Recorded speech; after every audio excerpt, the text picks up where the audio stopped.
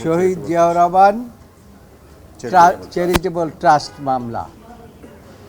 এই মামলার মধ্যে ইনফ্যাক্ট কোনো সাক্ষী বলে নাই যে বেগম খালেদা জিয়া এই জিয়া চ্যারিটেবল ট্রাস্টের নামে কোনো ক্ষমতার অপব্যবহার করে কোনো টাকা আত্মসাৎ করেছে।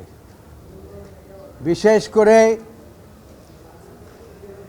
সরকার পক্ষ থেকে একটা কোম্পানিকে এনেছিল মেট্রো মেকার্স, তাদেরকে দিয়ে বুঝাতে চেয়েছিল যে তারা 1,35,00,000 টাকা দিয়েছে মাত্র, কিন্তু সেটা চার্জ যখন ফ্রেম করে সেখানে 3,15 লাখ টাকা তারা দেখিয়েছে।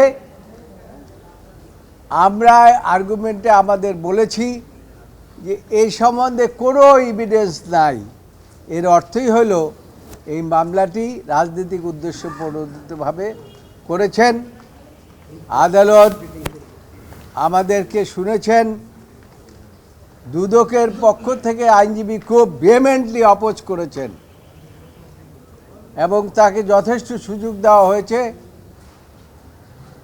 তারপরেও আদালত বলেছেন যে আপিলটি আমি মানে লাইন বাই লাইন আমি এভিডেন্সগুলো পড়ে দেখেছি এবং আপনারা যে সাবমিশন দিয়েছেন এই সাবমিশনের আইনগত ভিত্তি রয়েছে, সেই জন্য আমি আপিলটি মঞ্জুর করলাম।